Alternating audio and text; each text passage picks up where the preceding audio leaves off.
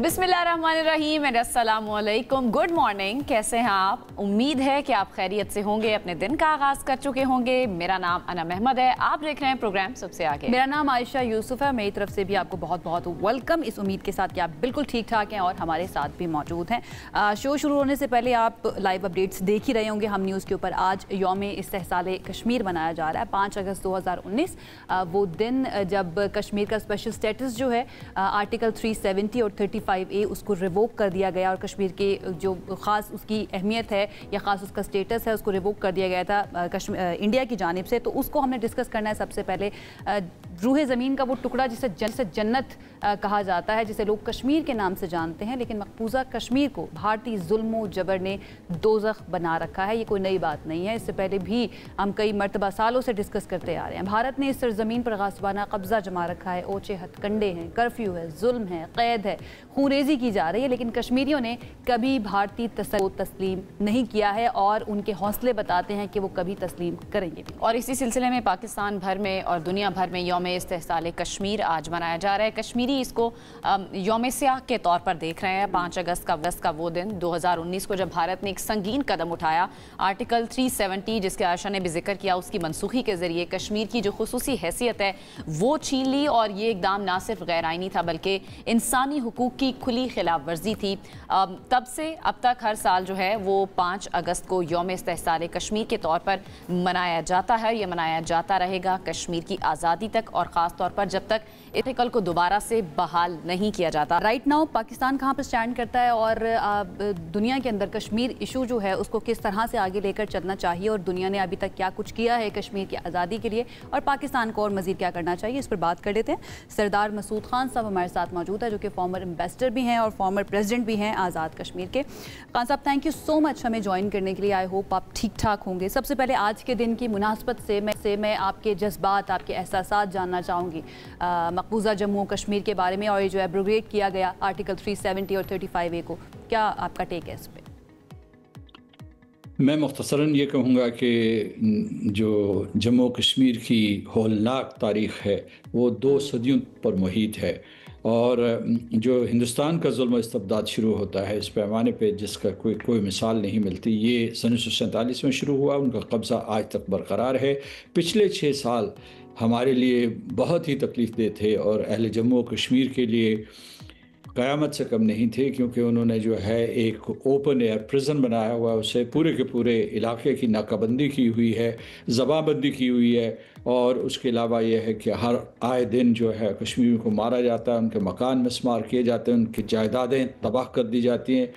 और अभी उन्होंने जो है एक किस्म के कुछ ऐसे इक़दाम किए हैं जिससे कश्मीरियों की मुसलमान आबादी को उन्होंने कम किया है। हिंदुस्तान के तूलो अर्ज़ से उन्होंने हिंदू लाकर वहाँ आबाद किए हैं, वादी कश्मीर में और जम्मू में बिलखसूस। वैसे भी जम्मू कश्मीर को 2 लख्त कर दिया गया था, एक को जम्मू कश्मीर कहा और दूसरे को लद्दाख कहा, और उन्होंने इंसानियत के ख़िलाफ़ जराइम का इर्तिकाब किया है। अभी जो उन्होंने अपनी एक नाम नहाद मंतखब हुकूमत वहाँ बनाई है और असम्बली बनाई है, जिसके कुल जो काबीना के 6 अरकान हैं, और उनका वज़ीर आला बेख्तियार है। उनका गवर्नर जो है असल फ़ैसले करता है, और वो भी नहीं फ़ैसले करता, फ़ैसले दिल्ली से आते हैं। ये एक महकूम इलाका है, एक नौआबादी है, और यानी जिस तरीके से इस्तेमारी क़ुव्वतों ने नौआबादियात का इस्तेहसाल किया था, इसी तरीके से जम्मू कश्मीर, मकबूजा जम्मू कश्मीर का इस्तेहसाल जारी है। बिल्कुल। मसूद खान साहब, पाकिस्तान ने जो इंटरनेशनली इस पर रद्द-ए-अमल दिया है, सिफारती लिहाज से पाकिस्तान को कहाँ पर देख रहे हैं ख़ास तौर पर इस मामले पर, और पाकिस्तान की सिफारती कोशिशें जो हैं बैनुल-अक़वामी तौर पर कश्मीर के मामले पर, ख़ास तौर पर ये जो 2019 में ये जो भारत की जानिब से इक़दाम किया गया, इसके बाद कितना मौसर देख रहे हैं पाकिस्तान का रद्द-ए-अमल? देखिए, सबसे पहले तो मैं पाकिस्तान को खराज तहसीन पेश करूँगा, खराज अक़ीदत पेश करूँगा कि सन 1947 से लेकर अब तक वो अहले जम्मू कश्मीर के साथ खड़े हैं, और ऐसा होना भी चाहिए था कि जम्मू कश्मीर क़ानूनन बैनुल-अक़वामी क़ानून के मुताबिक, तारीख़ी एतबार से, सक़ाफ़ती एतबार से, मजहबी एतबार से जो फार्मूला तय पाया गया था तक़सीम हिंद के वक्त, उस वक्त ये इलाक़ा पाकिस्तान का हिस्सा है, तो ये ये इलाका जो है हिंदुस्तान के कब्ज़े में है। पाकिस्तान को इसलिए खराज तहसीन पेश करता हूँ कि उसे हिंदुस्तान ने बहलाने फुसलाने की कोशिश की, लालच दी, आलमी बरादरी से दबाव डलवाया, लेकिन पाकिस्तान आज तक अपने इस मौक़िफ़ से दस्तबरदार नहीं हुआ। अहले जम्मू कश्मीर के साथ खड़ा है। पिछले 6 साल में भी ये हिंदुस्तान ने तासुर देने की कोशिश की कि मसला कश्मीर ख़त्म हो चुका है। उन्होंने मक़बूजा इलाके को भारत की रियासत में ज़म कर दिया है और वो अब तो सिर्फ आज़ाद कश्मीर और गिलगित बल्तिस्तान लेना चाहते हैं। लेकिन पाकिस्तान अपने पाँव पे खड़ा रहा। एक मरतबा फिर पाकिस्तान ने ये साबित किया दुनिया के सामने कि वो हिंदुस्तान की फ़ौज का मुकाबला कर सकता है। न सिर्फ मुकाबला कर सकता है बल्कि मई में जो इस मरतबा हिंदुस्तान की तरफ से मुसल्लत शुदा जाहरियत के जवाब में पाकिस्तान ने हमले किए या उसका जवाब दिया, तो उससे पाकिस्तान अस्करी बरतरी साबित हुई, सफारती बरतरी साबित हुई और बयानिए की बरतरी साबित हुई। तो इस वजह से ये है कि ये लम्हा ये तो नविश्ता दीवार था ना, पाकिस्तान में रहने वाले जो हैं उनके लिए नविश्ता दीवार था कि जो भी पाकिस्तान के साथ आकर इस तरह से गुत्थम गुत्था होगा उसको इसी तरह से जवाब मिलेगा। आई एम रियली ग्लैड आपने जो जिक्र किया कि भारत जस्टिफाई कैसे कर रहा है इस आर्टिकल को रिवोक करने को, कि इंटीग्रेशन की जाए ताकि कश्मीरियों की और उसके साथ साथ वहाँ पर डेवलपमेंट की जाए। आपको लगता है कि ये जस्टिफाइबल है दुनिया के सामने? भारत जो जवाब बनाकर अब पेश कर रहा है दुनिया के सामने कि हम कश्मीर को बेहतर करना चाहते हैं, वहाँ पे डेवलपमेंट चाहते हैं, इंटीग्रेशन चाहते हैं, इसलिए हमने ये इकदाम किया या ये आर्टिकल को रिवोक किया? आप किसी को फोर्स फीड नहीं कर सकते, यानी ये आप जंजीरों में जकड़ के उसे जो है ज़बरदस्ती को खुराक नहीं खिला सकते। कश्मीरी खुद इस काबिल हैं कि वो अपनी खेती बाड़ी करें और सनत व हिरफत करें। दुनिया के लायक तरीन लोग हैं, उनको क्या ज़रूरत है कि वो हिंदुस्तान के किसी खैरात के मोहताज हों। और आज़ाद कश्मीर आज़ाद है, आज़ादी में सांस लेते हैं, वहाँ भी तामीर और तरक्की हो रही है। आज़ाद कश्मीर के बहुत से हिस्से ऐसे हैं जो स्विट्ज़रलैंड से मिलते हैं।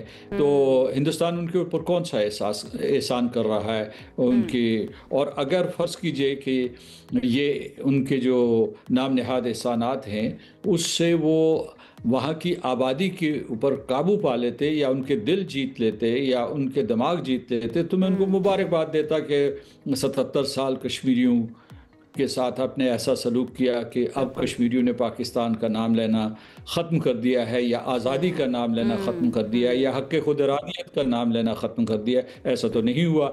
वहाँ जो है बाज़ औक़ात खामोशी सुनाई देती है। आज भी जो है जद्दोजहद जारी है वहाँ, यहाँ तक कि मैं ये भी कहूँगा कि मसल्ला मज़ाहमत भी जारी है। भारत ये ख़बरें बाहर नहीं आने दे रहा, वहाँ गम व गुस्सा है। और जब खामोशी होती है तो कब्रिस्तान की खामोशी है।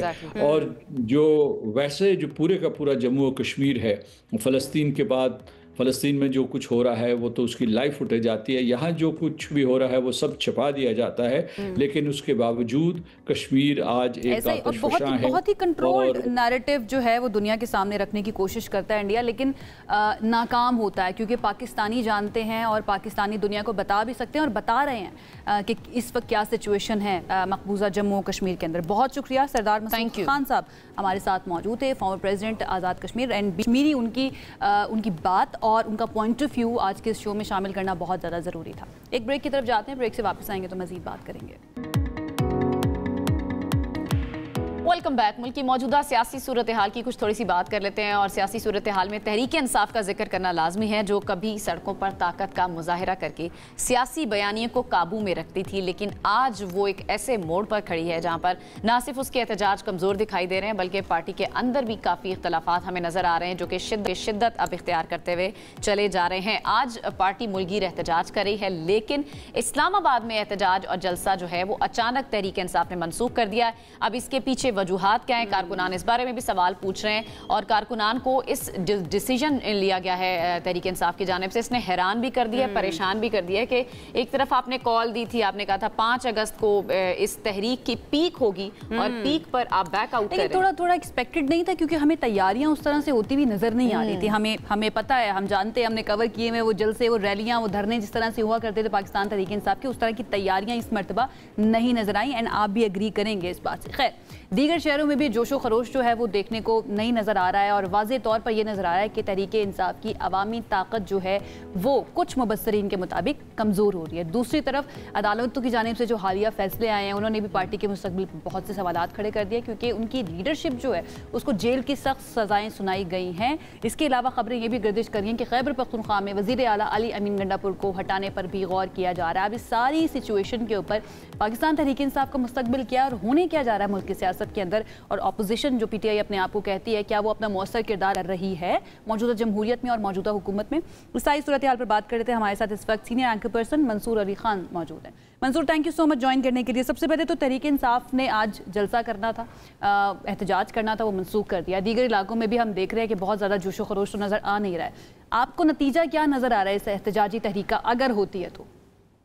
देखिए, मेरे ख्याल में ये एहतजाजी तहरीक जो है ना वो सिंबॉलिक अब ज़्यादा हो चुकी है। मेरे ख्याल में पाकिस्तान तहरीक इंसाफ को खुद भी पता है कि इस शो से जो है वो ये नहीं होगा कि इमरान खान साहब को रिहा कर दिया जाएगा, लेकिन कम से कम ये अपने लिए भी उनके एक टेस्टिंग फेज़ है कि हम देखें कि इस वक्त हमारी कितनी स्ट्रेंथ है, कितने लोगों को हम सड़कों के ऊपर निकाल सकते हैं इस मौके के ऊपर या नहीं। लेकिन मेरे ख्याल में जब गंडापुर साहब ने 90 दिन का वो जो एक बयान दिया था उसके बाद ही मेरे ख्याल में इस तहरीक को बहुत नुकसान पहुँचा था, और वो लोग जो ये सोच भी रहे थे कि इस तहरीक में शामिल होना है उनको समझ आ गई कि ये बात जो है वो लंबी है। और इससे पहले भी जो एहतजाज किए गए पाकिस्तान तहरीक इंसाफ की जानिब से उसमें भी हमने बार बार देखा कि लोगों को वहाँ तक लाया गया, इस्लामाबाद तक लाया गया, लेकिन गंडापुर साहब जिस तरह वहाँ से उसके बाद फरार हो गए थे, निकल गए थे, और उसके बाद उस एहतजाजी तहरीक का कुछ नहीं हो सका था। लोगों को अपने घरों की तरफ वापस जाना पड़ा था।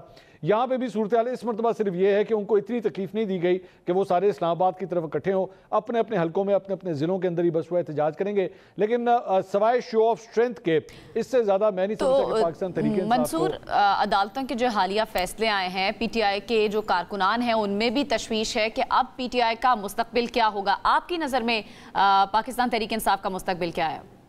इसमें एक अंसर इस बात का भी है कि उनको आइडिया हो गया है कि अब एक हवा चल पड़ी है और ये गर्म हवा है जिसके थपेड़े जो हैं वो शायद पाकिस्तान तहरीक इंसाफ के लिए बड़े तकलीफ दे साबित होंगे।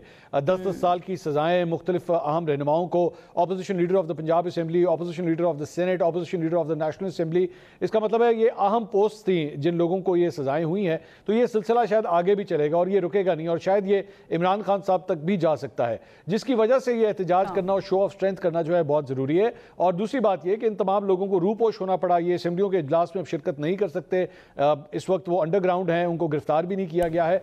तो इसकी वजह से भी मोबिलाइज करने के हवाले से ये अहम रहनुमा है पाकिस्तान तहरीक इंसाफ के। मिसाल के तौर पे उमर अयूब साहब जो हैं उनका हज़ारा के इलाके से बड़ा एक गहरा ताल्लुक है, और वहाँ से मोबिलाइज करने के हवाले से अगर वो ही ग्राउंड के ऊपर नहीं होंगे और लोगों को इकट्ठा नहीं कर सकेंगे तो डेफिनेटली पाकिस्तान तहरीक इंसाफ को इसका नुकसान। मंसूर, लग ऐसा नहीं रहा कि ये थपेड़े जो हैं गर्म हवा के ये सबको नहीं पड़ रहे हैं? अली अमीन गंडापुर साहब के का जैसे जिक्र कर लेते हैं, ये भी कहा जा रहा है कि उनकी भी तब्दीली हो सकती है, या फिर बानी PTI ने कहा है कि इनको तब्दील हो जाना चाहिए, इनको हट जाना चाहिए अपने ओहदे से।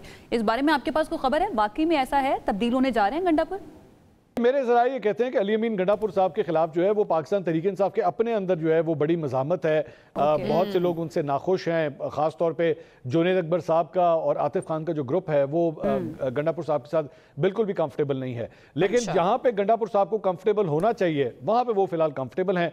वो कोशिश कर रहे हैं अपनी जमात को भी साथ लेके चलने की, मुक्तदरा के साथ भी जो है वो अपने मामला को रिजॉल्व करने की कोशिश कर रहे हैं, और हर गुजरते दिन के साथ उनके ऊपर प्रेशर जो है वो डेवलप होता जा रहा है, पार्टी के अंदर से भी और मुक्तदरा की तरफ से भी।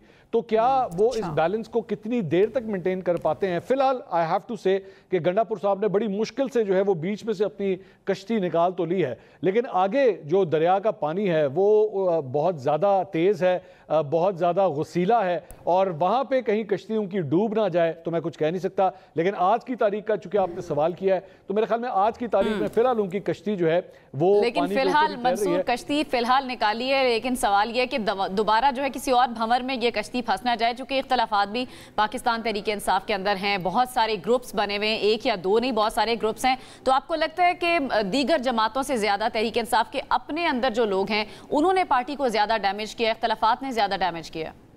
देखिए मेरा ख्याल में पाकिस्तान तहरीक इंसाफ के अंदर जो अंदरूनी इख्तलाफात हैं ये तो एक ऐसी बीमारी है इस जमात के साथ, पिछले कई साल से इसको लगी हुई है। लेकिन एक फ़र्क ये था कि इन तमाम बीमारियों के ऊपर जो मरहम करने का काम था वो हमेशा इमरान खान साहब करते थे जब वो बाहर होते थे। तब तो आप समझ लीजिए कि वो एक डॉक्टर का किरदार अदा करते थे और इन जख्मों के ऊपर मरहम भी रख देते थे। लेकिन प्रॉब्लम यह है कि डॉक्टर अब इस वक्त अंदर कैद में है और जख्म जो हैं वो बहुत ज़्यादा गहरे हैं और जिसकी वजह से हर गुजरते दिन के साथ वो प्लानिंग के अंदर भी नजर आते हैं, प्लानिंग की वजह से भी नुकसान उठाना पड़ता है। कोई वाज़ेह अच्छी तहरीक चलाने के हवाले से भी पार्टी के अंदर जो है वो एक जिसे आप कहते हैं सिंक्रोनाइजेशन की कमी आपको नजर आती है और वो क्लियर कट जो है वो आपको मतलब कुछ तो ऐसी लड़ाइयाँ हैं जो टेलीविजन स्क्रीन के ऊपर जो है वो लड़ी गई या सोशल मीडिया के ऊपर लड़ी गई। शेख वकास अकरम साहब और आलिया हमजा की जो लड़ाई हुई, आलिया हमजा साहबा और सलमान अकरम राजा की जो लड़ाई हुई, सलमान अकरम राजा साहब बैरिस्टर गौहर की जो लड़ाई हुई, तो इस तरह जुनैद अकबर साहब और अली अमीन गंडापुर, मतलब आप जितने नाम लेते रहें, बैरिस्टर सैफ और जुनैद अकबर, ये तो मतलब वो चंद चीज़ें जो मैं अभी आपको वो बता रहा हूँ जो पब्लिक में है। जो पब्लिक डोमेन में नहीं है वो और भी ज्यादा खतरनाक हैं। ऐसी ऐसी लड़ाइयां हैं जहां पे लोग एक दूसरे से बात तक नहीं करते, एक कमरे में बैठे हो तो एक दूसरे से बात नहीं करते। पार्टी के अंदर जब ये माहौल होगा तो जो एनालॉजीज आपने यूज की है ना वो बहुत ही इंटरेस्टिंग है। खैर बहुत शुक्रिया आपका, आप अपना तजज़िया इस सिलसिले में पेश कर रहे थे। अभी वक्त हुआ चाहता है एक ब्रेक का, आप हमारे साथ रहिए। ब्रेक के बाद आपको कहेंगे एक मरतबा फिर से खुश आमदीद। हमने पाकिस्तान की सियासत की तो बात की है, लेकिन खत्ते की सियासत और दो मुल्कों के दरमियान नई नई बढ़ती हुई जो ताल्लुकात हैं या नज़दीकियाँ हैं उनके बारे में भी ज़रा बात कर लेते हैं। हम बात कर रहे हैं एक ऐसे मेगा प्रोजेक्ट की जो कि पाकिस्तान और ईरान के दरमियान बरसों से चलता हुआ आ रहा है, लेकिन कभी सियासत की नज़र हो जाता है, कभी आलमी दबाव की नज़र हो जाता है, कभी अंदरूनी चैलेंजेस जो है ना वो इसको ब्रेक लगा देते हैं। पाक ईरान गैस पाइपलाइन मनसूबा, ये वो मंसूबा जो कभी पाकिस्तान की तवानाई की ज़रूरियात पूरी करने का ख्वाब था, आज भी गैर यकीनी का शिकार है। ईरान ने अपनी जानिब से पाइपलाइन का काम तकरीबन मुकम्मल कर लिया है, लेकिन पाकिस्तान की तरफ से अभी तक ये काम शुरू नहीं हुआ। लेकिन ईरान माजी में ये बात कह चुका है कि अगर पाकिस्तान पाइपलाइन मुकम्मल नहीं करता तो वो बैनुल-अक़वामी सालसी के जरिए इस पर भारी जुर्माना आयद करवाएगा। लेकिन अब थोड़ी सी सिचुएशन जो है वो चेंज हो रही है, खित्ते में तेज़ी से बदलते हुए जो हालात हैं, बिलखुसूस हालिया ईरान इसराइल जंग की बात करें तो दोनों ममालिक के ताल्लुकात में काफ़ी गर्मजोशी आई है और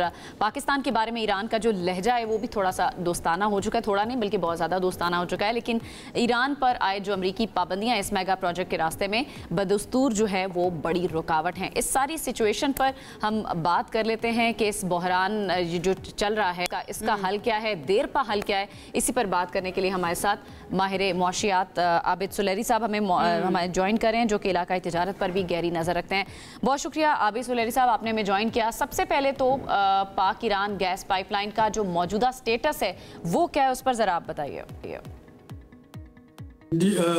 मौजूदा स्टेटस से पहले चंद मिनट में लेना चाह रहा हूँ जो इसकी हिस्ट्री है। ये 1980s से ये जो है मंसूबा ज़ेरे बहस और ज़ेरे गौर है पीस पाइपलाइन के नाम से, और उस वक्त इसमें इंडिया को भी शामिल होना था, इसमें पाकिस्तान, बांग्लादेश और ये चाइना तक जाना था। इंडिया ने तो सिविल न्यूक्लियर टेक्नोलॉजी डील करके इससे अलहदा हो गया और उसके बाद से इसको ईरान पाकिस्तान जो गैस पाइपलाइन है उसका नाम दिया जा रहा है। 2013 में जब ईरान ने अपनी साइड पे इस पाइपलाइन की कंस्ट्रक्शन मुकम्मल कर ली तकरीबन 1100 किलोमीटर की, तो पीपल्स पार्टी गवर्नमेंट का लास्ट डे था। उस दिन ये एग्रीमेंट साइन हुआ कि पाकिस्तान भी नौशहरों से सिंध और बलूचिस्तान से गुजरती हुई ये पाइपलाइन मुकम्मल करेगा। लेकिन अब 12 साल का अरसा गुजर जाने के बावजूद ये ऐसा नहीं हो पाया, क्योंकि ईरान जो है वो मुसलसल अमेरिका की कभी EU और कभी UN सैंक्शंस में रहा है, और पाकिस्तान ने इस पे फोर्स मेजोर जो है वो अप्लाई कर रखा है कि एक ऐसा मंसूबा इसलिए कटाई में है कि जो इस वक्त फैक्टर्स हैं वो पाकिस्तान के कंट्रोल से बाहर हैं। जाहिर है कि अगर ईरान पे सैंक्शन है तो पाकिस्तान नहीं चाह रहा है कि उसको इनडायरेक्ट सैंक्शन जो है उसका हिस्सा बनना पड़े। लेकिन इसी का दूसरा पहलू ये भी है कि जिन ममालिक के पास फॉरेन एक्सचेंज रिजर्व्स हैं वो ईरान से गैस और तेल दोनों दरामद कर रहे हैं। जैसे आर्मीनिया में एक पाइपलाइन है, ईरान आर्मीनिया पाइपलाइन, टर्की को ईरान जो है वो गैस सप्लाई कर रहा है, इंडिया जो है वो ईरान से तेल लेता रहा है। और उसकी बुनियादी वजह यह है कि ये तीनों ममालिक जो हैं, एक तो उनके पास फॉरेन एक्सचेंज रिजर्व्स हैं और इनको बार बार IMF के पास नहीं जाना होता, या इनको वेस्टर्न पावर्स की खुशनुदी नहीं चाहिए अपने कर्जों को सस्टेन करने के लिए। तो पाकिस्तान के पास चूँकि ये इकोनॉमिक सॉवरेनिटी वाला इशू आ जाता है, तो ये वजह है कि हम अभी तक इससे पाइपलाइन से फ़ायदा नहीं उठा पाए हैं। और रही बात सालसी की, तो उसमें पाकिस्तान का मौक़िफ़ क्लियर है कि पाकिस्तान ये पाइपलाइन बिछाने के लिए तैयार है। जो ही ईरान जो है, अगर उससे ये अमेरिकन सैंक्शन हट जाती हैं, तो Pakistan will be more than happy कि वो पाइपलाइन जो है और पाकिस्तान ने सुलैही साहब इसके ऊपर काम भी बहुत ज़्यादा किया है। इससे पहले कि इसके दीगर एस्पेक्ट्स के ऊपर मैं बात करूं, क्योंकि आप एक ऐसे इदारे को हेड करते हैं जो कि सस्टेनेबल डेवलपमेंट के ऊपर काम करता है। ये कितना सस्टेनेबल होगा पाकिस्तान के लिए, या होता अगर ये शुरू हो जाता, ये पाकिस्तान अपनी तवानाई की ज़रूरत पूरी करने के लिए ईरान से गैस या तेल लेना शुरू कर देता, तो ये कितना सस्टेनेबल होता पाकिस्तान के लिए? और फिर पाकिस्तान में ऑयल या तेल की कीमतें जो हैं या गैस की कीमतें जो है वो कितनी कम होती? थोड़ा सा मैं चाहूँगी इस पर रोशनी डालें आप। जी, एज एन एनवायरमेंटल एक्टिविस्ट ज़ाहिर है कि मेरी हमेशा से ये ख्वाहिश है कि फॉसिल फ्यूल की जगह हम रिन्यूएबल एनर्जी इस्तेमाल कर रहे हों।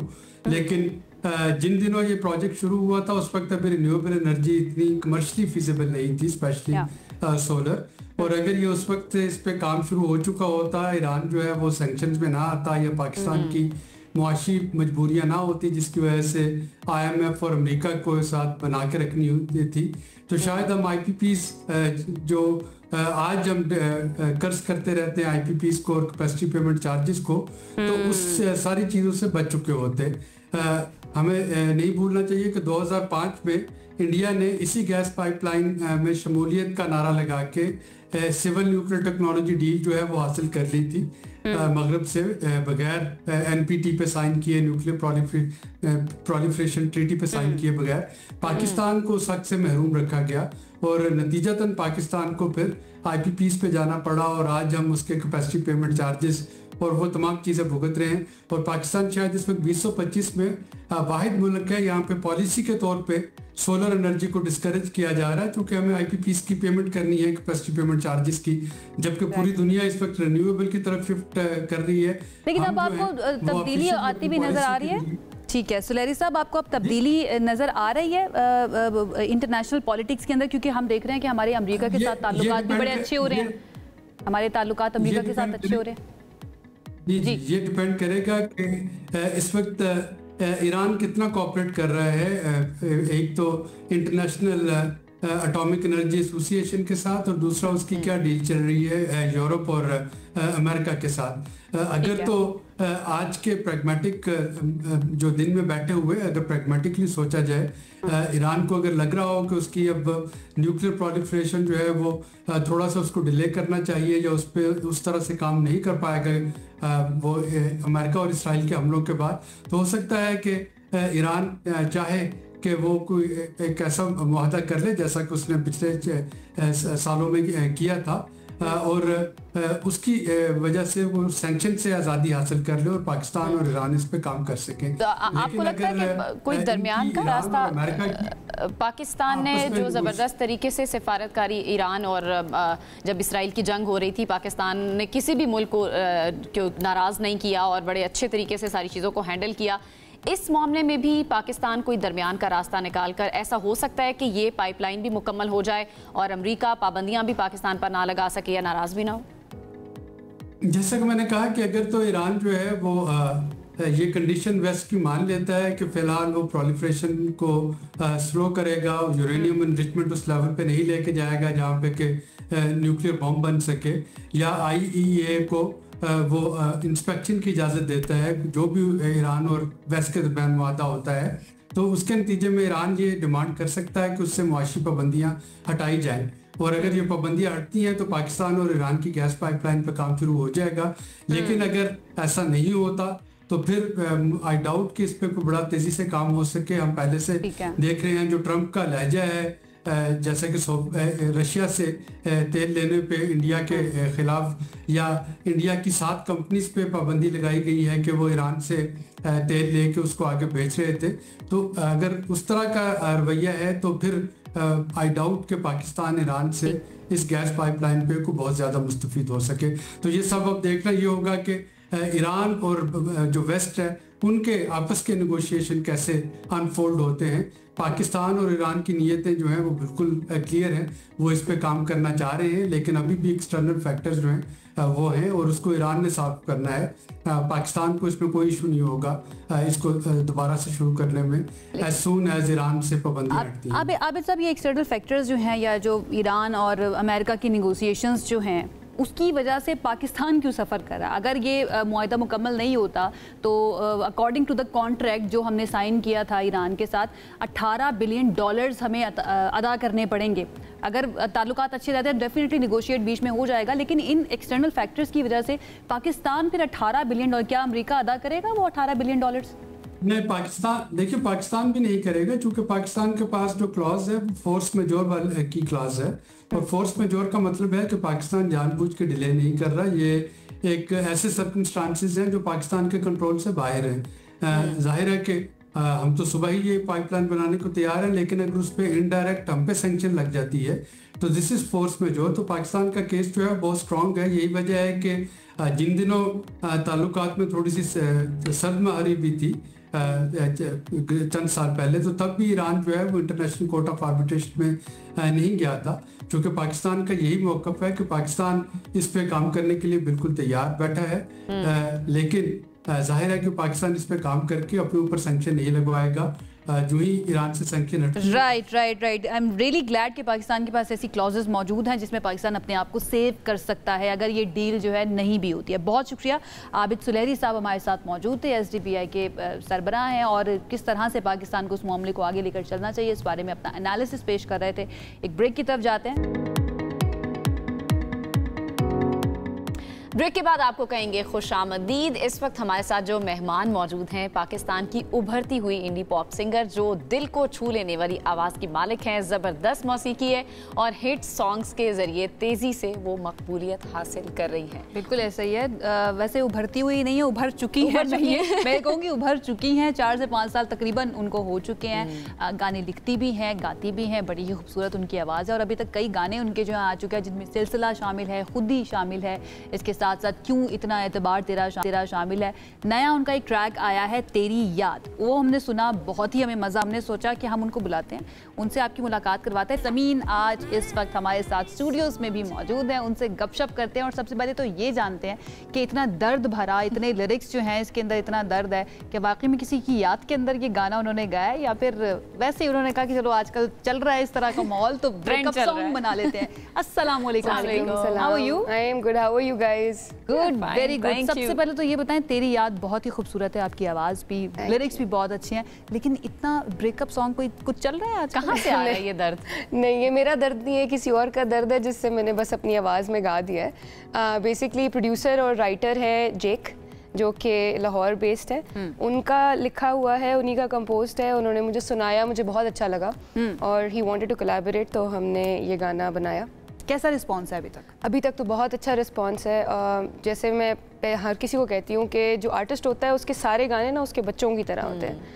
तो आप चाहते हो कि आपका जो बच्चा सबसे अच्छा दिख रहा हो ना, कुछ बच्चे ना बहुत फेवरेट भी होते हैं ना माँ बाप के, तो आपका सबसे फेवरेट बच्चा कौन सा है? मेरा जो मैंने आज तक सारे गाने खुद ही लिखे हैं, अपने लिए भी लिखती हूँ, मैं लोगों के लिए भी लिखती हूँ और कंपोज करती हूँ, पर मुझे लगता है कि सारे गानों के अंदर से मुझे खुद को तकी जानिया बहुत पसंद है। तकी जानिया एक फेथलेस है, मुझे बहुत, सिलसिला मुझे बहुत पसंद है। ये 3-4 ऐसे गाने हैं जो अगर मुझे कोई पूछता है कि अच्छा सिलसिला की आपने बात की, ये जो मौसीकी की तरफ और सिंगिंग की तरफ सिलसिला है आपका, ये कैसे शुरू हुआ, ये सफ़र कैसे शुरू हुआ? क्या जोड़ा है आपने? जी क्या बात है, मैं भी यही कहना चाहूँगी। मगर मैं 13 साल की थी या 14 साल की थी, बड़ी बहन मेरी गाती थी, ऐसे ही घर में गाती थी, बट वहाँ ही से मुझे उनको ही देख के इंस्पिरेशन हुई कि शायद थोड़ा बहुत मैं भी गा सकती हूँ। तो जैसे कि पाकिस्तान में हमेशा सारी जो बच्चियाँ होती हैं वो बचपन जब आवाज़ अच्छी होती है तो माँ बाप कहते हैं नाते पढ़ो, तो आई यूज़ टू रिसाइट इस तरह से नाते वगैरह। फिर आहिस्ता आहिस्ता आहिस्ता मौसीकी की तरफ भी रुझान हुआ, तो अब सीख भी रही हूँ। तो बहुत ही अच्छा, सीखना कितना ज़्यादा ज़रूरी है? कुछ एक्सीडेंटल सिंगर्स भी होते हैं, लाइक आयमा बेग जो है, उनके बारे में मैंने सुना था कि वो एक्सीडेंटली सिंगर बनी। आई डोंट नो, आप लिखती भी रही हैं उनके लिए, आप बता रही थी ब्रेक में। बिल्कुल बिल्कुल। किस किस के लिए लिखती रही हैं? और एक्सीडेंटल सिंगर तो नहीं है, बट सीखना कितना ज़्यादा ज़रूरी होता है एक सिंगर के लिए? बेसिकली मैं अली मुस्तफ़ा प्रोडक्शंस के साथ काम करती थी पिछले 3 साल से, और वहाँ पे बहुत सारे माशाल्लाह से जो ये बड़े नाम हैं, शफ़क़त अमानत अली, सजाद अली, आयमा बेग, ये सब उधर ही आया करते थे अपने वोकल्स रिकॉर्ड करने, अपने म्यूज़िक का काम करने। तो इन लोगों के साथ मेरा बहुत करीब से टाइम गुजरा है उस तरीके से। लेकिन मुझे लगता है एक्सीडेंट्स कुछ नहीं होते, और लक भी कुछ नहीं होती, ये सब मेहनत होती है। अगर आज फॉर एग्ज़ाम्पल किसी इंसान का गाना हिट हो जाता है और वो उसके ऊपर मेहनत नहीं करता और आगे उस गानों को और रिलीज़ नहीं करता, तो उसकी मेहनत, तो वो लक ज़ाया बेसिकली। तो जो कुछ कर रहा है वो अपनी जगह ठीक है, मगर सीखना, जो की बात आप नहीं की थी, वो इसलिए ज़रूरी है क्योंकि अगर आप गिटार सीख रहे हो या आप कोई इंस्ट्रूमेंट सीख रहे हो या इवन आप एंकर हैं, तो आप ऑब्वियसली आप काम करते हैं, वो सीखते रहते हैं। तो सुना क्या रही हैं आप हमें? सबसे पहले लाइव क्या तड़का लगा दे म्यूजिक का। सुनाते हैं आपको कुछ। मेरा अपना गाना है पंजाबी हिट सॉन्ग। ओके, तो वो सुनाएंगे। मेरा पहला रिलीज़ भी था जो मैंने सबसे पहले रिलीज़ किया था। कदी तू मेरे कोल, कदी मैं तेरे कोल, I don't think anymore, मैनू है तेरी लोड़, दिल विच तेरे शोर करदा नहीं तू है गौर, You tore my heart to the core, मैनू नहीं फर्क पड़ना, चाहिदा नहीं तेरा कंगना, मम्मी नू बता के तेरी तू, फिर भी नहीं ब्याह करना, मैनू नहीं फर्क पड़ना, चाहिदा नहीं तेरा कंगना, मम्मी नू बता के तेरी तू, फिर भी नहीं ब्याह करना।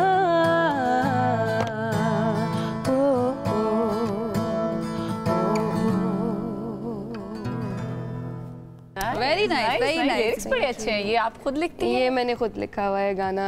इस गाने का नाम पंजाबी हिट सॉन्ग है। ये मेरा पहला गाना था और मैं इसका कुछ फंकी सा नाम रखना चाहती थी। अच्छा, आपके जो सारे गाने वो आप खुद लिखती हैं? सारे गाने मैंने खुद लिखे हैं सिवाय तेरी याद के, क्योंकि मुझे लगता है जहाँ पे क्रेडिट एक आर्टिस्ट का बनता है वहाँ देना चाहिए। या मैंने नहीं लिखा, ये किसी और के ख्याल है जिसने हर सॉन्ग के पीछे कोई स्टोरी होती है, बिल्कुल ज़हन में चल रहा होता है। इंस्पिरेशन के लिए क्या यूज़ करती हैं आप वैसे? इंस्पिरेशन के लिए खुद की फीलिंग्स भी इस्तेमाल कर सकते हैं। इंस्पिरेशन के लिए आप एक ख्याल में भी जा सकते हैं। तो डिपेंड करता है कि आपने एक मूवी देखी, आपको कोई ख्याल आया कि यार ऐसा अगर मेरे साथ हो जाए तो क्या होगा। अच्छा, मैंने आर्टिस्ट स्पेशली जो सिंगर्स होते हैं उनके बारे में सुना था कि उनके अगर हाथों को पकड़ लिया जाए तो सही तरह गा नहीं सकते। इज इट ट्रू कि आपके हाथों की मूवमेंट बड़ी जरूरी होती है? बॉडी लैंग्वेज, सुर जो है उस तरह से निकल रहे होते हैं? अच्छा नहीं, ऐसे तो नहीं है वैसे। अच्छा, तो बड़ा हाथ बांध के आप गा सकती हैं? अब अगला गाना आपने हाथ बांध के, आप क्यों इम्तिहान में डाल रही हैं? अच्छा, अगर मैं गिटार के बगैर गाऊं तो मैं गा सकती हूँ। गिटार के बगैर हाथ बांध के, हाथ नहीं मूव करने चाहिए। ओके, कोई नेशनल अगस्त का महीना चल रहा है, वो तो गिटार पे गाऊंगी कुछ। अच्छा, गिटार पे आप कर लें यूज अपने हाथों का। मैं हाथों का इस्तेमाल के बगैर नहीं। नेशनल सॉन्ग हम सुनना चाह रहे हैं। अगस्त का महीना शुरू हो गया, 14 अगस्त भी आने वाली है। चले जी। तेरा हर एक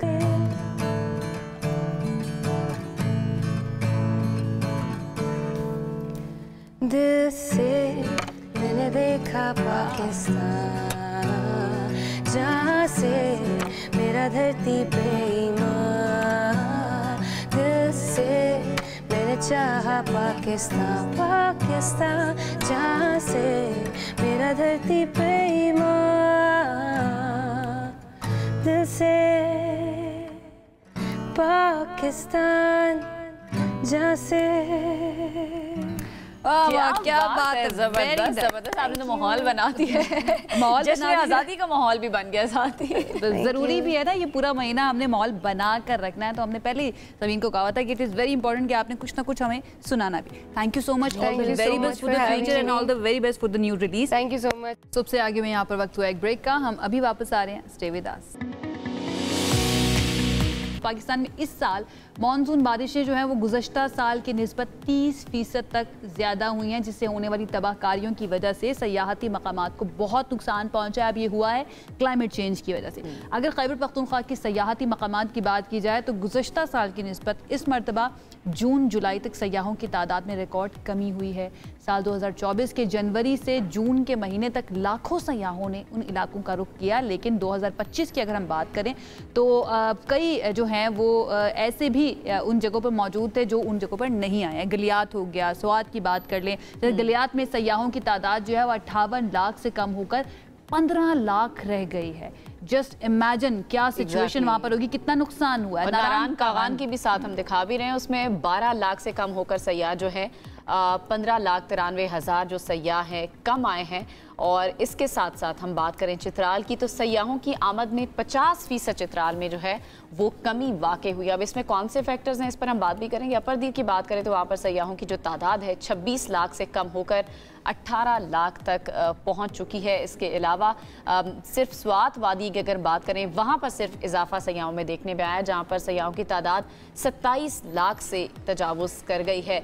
स्वात की जहाँ हम बात करें तो स्वात वाक़या जो है वो हमारे जहनों में ताज़ा हो जाता है, जहाँ पर सयाह फंस गए थे और वहाँ पर जो इंतज़ामिया थी उस पर काफ़ी सवालात जो है वो उठते हुए दिखाई दिए थे। इसी पर बात करने के लिए हमारे साथ इस वक्त मौजूद हैं हबीबुल्लाह साहब हैं, उनसे ज़रा इस बारे में बात कर लेते हैं। हबीबुल्लाह साहब, खैबर पख्तूनख्वा के सयाहती मकामात पर इस साल सयाहों की तादाद में नुमायां जो कमी हुई है, इसकी बेसिकली वजह आप क्या समझ रहे हैं? अस्सलाम वालेकुम ma'am, thank you very much. जी मेरा नाम हबीब आरिफ है। I am director general of tourism अपने सूबे का। जी मैं इस तरह की बदकिस्मती हमारी ये रही है कि मुख्तलिफ वाक़यात हुए, कुछ अल्लाह की तरफ से हैं, कुछ हमारे मैन मेड इशूज हैं जिसको वजह से बहुत सारे लोग इस दफ़ा नहीं गए। स्वात हम आपने बेशक बता दिया कि स्वात में इंक्रीज हुआ है, लेकिन ये इंक्रीज हम बहुत ज़्यादा एक्सपेक्ट कर रहे थे क्योंकि स्वात एक ऐसी जगह है हमारे पास जब से सबसे ज़्यादा वादियाँ भी वहाँ पे हैं, सबसे ज़्यादा ग्लेशियर भी वहाँ पे हैं, सबसे ज़्यादा बड़े पहाड़ भी वहाँ पे हैं और सबसे बड़ी बात कि वो बहुत नज़दीक है। इस्लामाबाद से आप 4 घंटे में वहाँ पे पहुँच सकते हैं। तो रूटीन में स्वात में सयाह ज़्यादा थे, लेकिन जो हम एक्सपेक्ट कर रहे थे वो नहीं आए क्योंकि बदकिस्मती से एक वाक़या वहाँ पे हुआ कि हालांकि वो एक टूरिस्ट डेस्टिनेशन पे नहीं हुआ, वो हमारा जो सबसे बड़ा शहर है स्वात का, मिंगोरा के पास ही एक दरिया में लोग अंदर चले गए और उनके ऊपर तूफ़ानी अचानक आ गई। बाकी लोगों ने मना भी किया लेकिन वो बेचारे फंस गए किसी वजह से और वो 18 उसमें तकरीबन यानी नुकसान हुआ 18 बंदों का।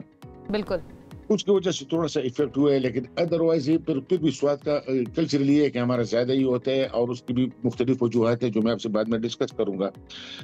ये इस तरह होता है जी कि बहुत सारे लोग हैं वो रियल टाइम में पूछते नहीं है कि जी मौसम की क्या पोजीशन है और आगे से क्या हो रहा है। अब अल्लाह के फजल से मतलब हमारे सिस्टम ने इतनी तरक्की कर ली है कि हम अगले 10-15 दिनों तक आपको प्रॉपर्ली हमारी एनडीए में और पीडीए में प्रेडिक्शन अच्छा हबीब साहब, जो सिचुएशन बनी स्वात वाले उस सानहे के बाद, मैं उसको सानहा ही कहना पसंद करूंगी क्योंकि वो सानहा ही था, उसको जिसने टीवी पर देखा, सोशल मीडिया पर देखा, एज अ नेशन हम ट्रॉमेटाइज्ड हो गए कि हमारी आंखों के सामने एक पूरा खानदान जो है बच्चों समेत कैसे बहकर चला गया। आपको नहीं लगता कि इस तरह के हादसा जो हैं ये बहुत ज्यादा असर डालते हैं टूरिज्म के कम या ज्यादा होने के ऊपर? बिल्कुल मैम, यही वजह थी, मेन वजह जो स्वात में जो हम एक्सपेक्ट कर रहे थे ना कि 5 मिलियन लोग आएंगे, 50 लाख लोग हम एक्सपेक्ट कर रहे थे, लेकिन फिर भी ये ना तकरीबन 3 मिलियन लोग आए हैं, तो ये थोड़ा सा कम है हमारे हिसाब से। और इसकी वाहिद वजह यही एक साहने स्वात था जिसमें लोगों की जाने गई हैं। फिर उसके अलावा जी हमारे पास ये कि जो कागान नारागान की तरफ मुसलसल 5-6 मरतबा मुख्तलिफ जगहों पे रोड बंद हुआ है, वो कुदरती आफात की वजह से हुए। कुदरती आफात ऐसी चीज है जो किसी के कंट्रोल में नहीं होते, लेकिन किस्मत की बात हुई थी कि मतलब उधर जो कारोबारी लोगों को काफी बड़ा नुकसान हुआ है, या जो बंदे जो जाना चाहते हैं कि मैं कुछ पैसे खर्च करके कोई अच्छा टाइम अपनी फैमिली या दोस्तों के साथ गुजारूं, वो नहीं हो सका नतीजतन। और ये इसका ट्रेंड नीचे जा रहा है जनरल स्पीकिंग, क्योंकि वहाँ पे थोड़ा सा इशू है कि वो जगह कम है होटल्स की प्राइसेस बहुत ज्यादा हो गई है। तो जो बंदे का अपना सेटअप वो तो ठीक है आ रहा है, लेकिन जो ये पिछले 2-3 साल से ट्रेंड ये है कि नत्यागिरी में लोग कम आ रहे हैं और उसको वाहिद ठीक है। अच्छा हबीब साहब, आप क्योंकि डीजी के टूरिज्म अथॉरिटी हैं, इस सानहे के बाद खास तौर पर या फिर अभी तक क्लाइमेट चेंज की वजह से जो ज्यादा बारिशें भी हुई हैं, उसके बाद क्या किया गया है टूरिज्म अथॉरिटी की जानिब से इन चीज़ों को बेहतर करने के लिए, या कुछ पॉजिटिव स्टेप्स जो आप हमारे साथ शेयर करना चाहें? जो हमारी फील्ड स्टाफ है मुसलसल वो मौजूद होती है, लोगों को बता देती है कि वहाँ पे जाना है, वहाँ पे नहीं जाना। तीसरी बड़ी बात, हमारी बड़ी एक्टिव सर्विस है जो बहुत कम लोग जानते हैं और जिसको बहुत कम लोग यूज कर रहे हैं, जो हमारा 1422 है, जो हॉटलाइन है हमारा, ये टूरिस्ट फैसिलिटेशन सेंटर की भी तौर पे काम करता है। ये हमारे जो फैसिलिटीज है उसके बुकिंग सेंटर की तौर पे भी काम करते हैं, आप बुकिंग भी करवा सकते हैं और वो आपको रियल टाइम इंफॉर्मेशन दे सकते हैं कि इस रोड पे, इस जगह पे, इस टाइम क्या पोजीशन है।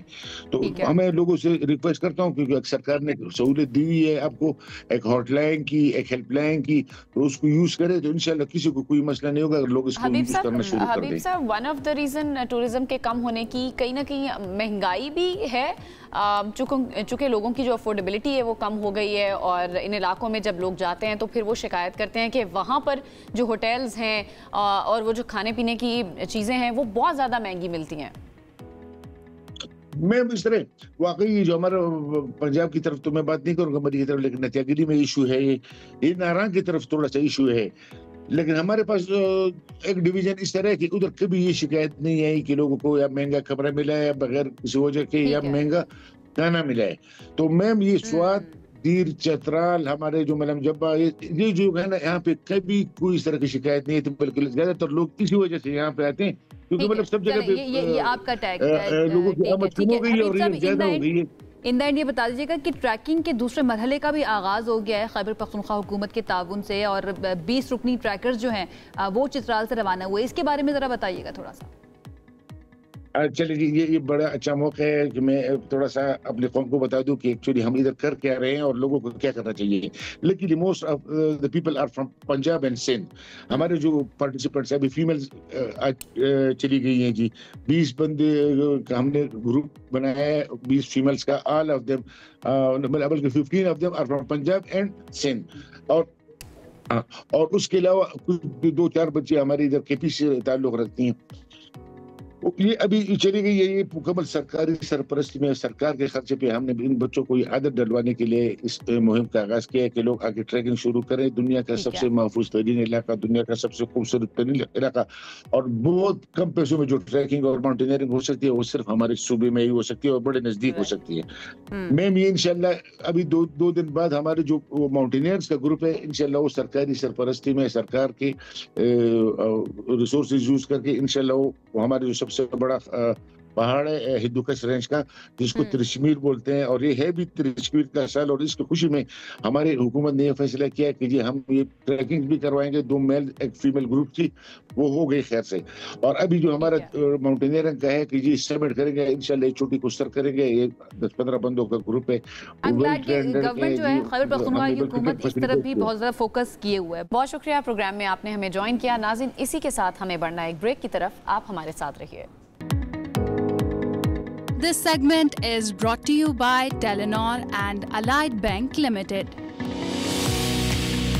सेगमेंट है हमारा मनी मैटर्स। भारत की बात कर लेते हैं। वहाँ की अपोजिशन जमातें जो हैं वज़ीर आज़म नरेंद्र मोदी पर शदीद तनकीद कर रही हैं और उनके दौर में मईशत मुर्दा हो चुकी है, ऐसा कहा जा रहा है।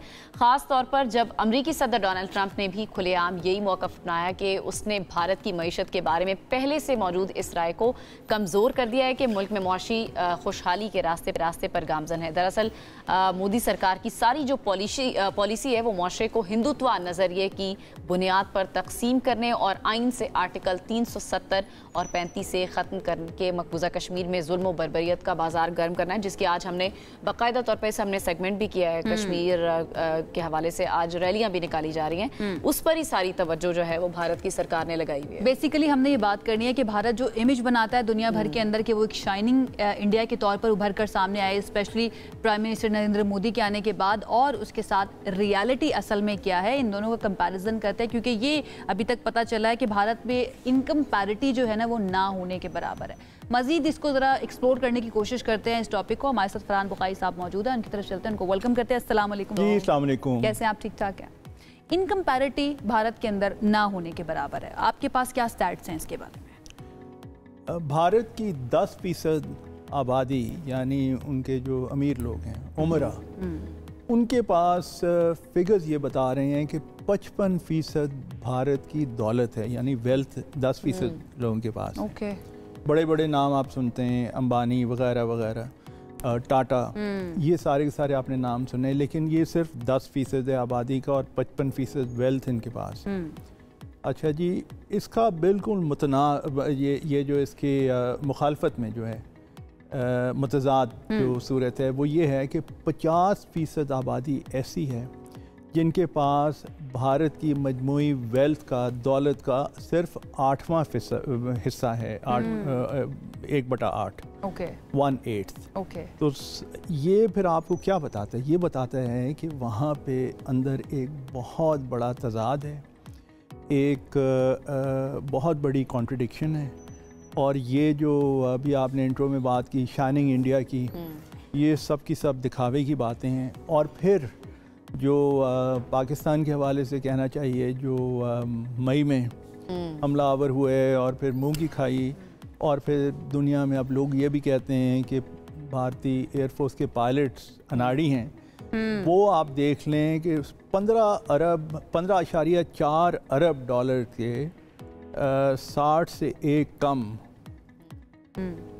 ये राफेल्स यानी 59 राफेल्स का सौदा हुआ, उनमें से 3 पाकिस्तान की मेहरबानी से एक तरफ अच्छा, हो गए। लेकिन दुनिया की बड़ी मईशतों को अगर हम देखते हैं, उनमें से एक भारत का भी नाम सामने आता है, तो वो नाम वहाँ पर कैसे है? फिर वो किस तरह से बड़ी मईशत है अगर उनके अंदरूनी मामलात इस तरह से ख़राब है? देखिए, आबादी बहुत बड़ी है, बहुत बड़ी आबादी है। भारत दुनिया के सबसे बड़ी आबादियों के मुल्कों में, चंद मुल्कों में गिना जाता है। मार्केट इसलिए बहुत बड़ी है, ये इसलिए मार्केट बहुत बड़ी है, इसीलिए बाहर की कंपनीज दिलचस्पी रखती हैं, क्योंकि इतनी बड़ी मार्केट है। तो वहाँ पे जाके छोटी सी छोटी चीज़, अगर वो साबुन और शैम्पू भी, वो तो खैर वैसे इंडिया में बनते हैं, लेकिन मैं मिसाल दे रहा हूँ कि कोई छोटी सी चीज़ भी अगर वहाँ पे इतने लोग ख़रीद लें तो उसका एक नफ़ा है उनके लिए, कंपनीज़ के लिए है। तो वो अपनी जगह पे है, उनकी टोटल लेकिन लिविंग स्टैंडर्ड जो एक आम आदमी का है वो बहुत नीचे है। वो बहुत नीचे है। मसलन मैं देख रहा था कुछ आदाद शुमार के उनके नौजवानों में 5वां हिस्सा यानी 20% से ज़्यादा ऐसे हैं जो कि अनएम्प्लॉयड हैं, जिनके पास कोई ज़रिया आमदन नहीं है। तो फिर ये जो शाइनिंग इंडिया है, वो वाली जो बात है उसकी हकीकत क्या है? और फिर वहाँ पे जो लोग गए हैं उन्होंने ये तज़ाद देखा है, मैंने ख़ुद देखा है। दिल्ली दारुल खिलाफा वर्ल्ड कैपिटल अपनी तरफ से प्रमोट करने की कोशिश करते हैं, लेकिन वहाँ के कुछ हिस्से ऐसे हैं जहाँ पे इतनी इंतहा की गुर्बत है कि जिसका तस्वुर आप कम से कम पाकिस्तान में नहीं कर सकते। ऐसा ही है। अच्छा, हम अगर इंडिया को देखें, स्पेशली मई से पहले तक की अगर हम बात करें, तो वो इस खित्ते का चौधरी बनने का बड़ा ख्वाब देखा करता था और चाइना के साथ जो है ना बड़े अपने सींग अड़ाने की कोशिश करता था। लेकिन मई में पाकिस्तान ने एक्सपोज करके रख दिया जो भी सिचुएशन बनी। अगर हम चाइना और इंडिया को कंपेयर करें उनकी मईशतों को, डू यू थिंक कि वो उसके अंदर इतना सब्सटेंस था कि वो चाइना के साथ कम्पीट कर सकता है इंडिया? ये मोदी साहब की बहुत बड़ी हिमाकत थी, इसके अलावा और क्या कह सकते हैं।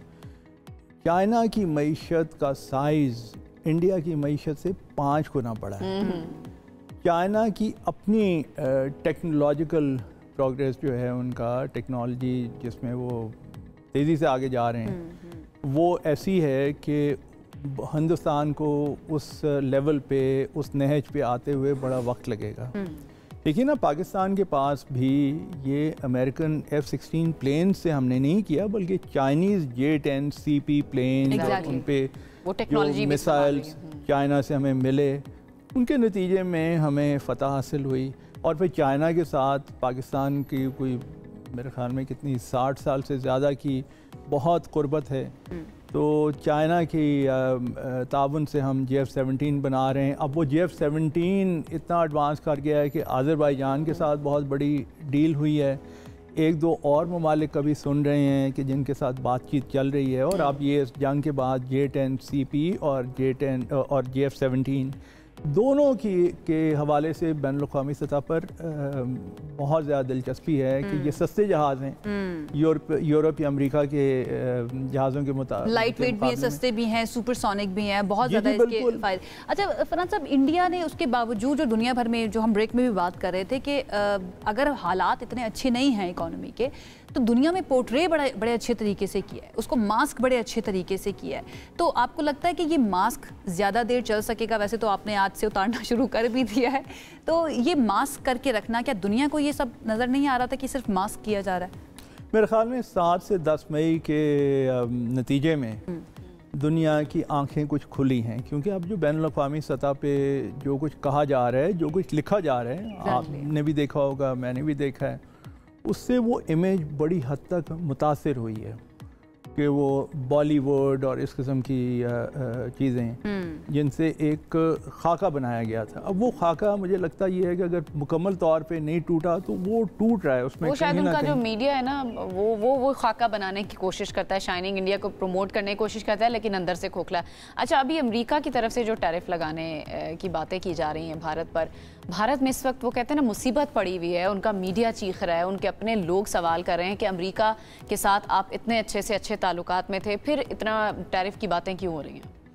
वो उसमें एक बहुत बड़ा जो मामला ट्रंप साहब ने उठा दिया है, वो हिंदुस्तान के रूस के साथ ताल्लुकात के हवाले से। टैरिफ तो एक पहलू है, लेकिन उसके अलावा 8 इंडियन ऑयल कंपनीज पे भी सैंक्शंस लगी हैं, पाबंदियाँ लगी हैं। 4 इंडिया की शिपिंग कंपनीज पे भी पाबंदियाँ लगी हैं, और ये पाबंदियाँ सिर्फ इस वजह से लगी हैं क्योंकि ये 8 × 4 12 कंपनीज़ ये रूस के साथ तजारत कर रही थी। तो अब ये मेरे ख्याल में वो कैफियत है कि लेने के देने वाली बात है। इंडिया के लिए मुसीबत तो एक है कि इसके नतीजे आपको लगता है कि बैक ऑफ करेंगे, या वो मैंने एक स्टेटमेंट देखी है, वो कह रहे हैं कि नहीं, हम तो इसी बात पर कायम है कि रशिया के साथ हम ट्रेड को कंटिन्यू करेंगे। मोदी साहब चूँकि तारीख़ी एतबार से बड़े ज़िद्दी आदमी हैं, और ज़िद का कभी बहुत ज़्यादा नुकसान भी होता है, तो वो ज़िद के नतीजे में क्या होगा अल्लाह बेहतर जानता है, लेकिन फ़िलहाल तो कोई ऐसी सूरत नज़र नहीं आ रही। ठीक है, बहुत बहुत शुक्रिया फरहान बुखारी साहब, आप हमारे साथ मौजूद थे। साहब मौजू पर बात कर रहे थे, और ये भारत का जो चेहरा है ना दुनिया में दिखाना, ये ज़रूरी भी है कि आप शाइनिंग इंडिया की बात करते हैं, लेकिन अंदर से आपकी अपनी मईशत जो है वो खोखली है, और अमेरिका के साथ आपके ताल्लुकात भी वो भी दुनिया के सामने अब सामने आ रहे हैं। बिल्कुल ठीक है जी, हमें इस वक्त प्रोग्राम को करना है क्लोज़। हमें दीजिए इजाज़त, अल्लाह ने के बाद।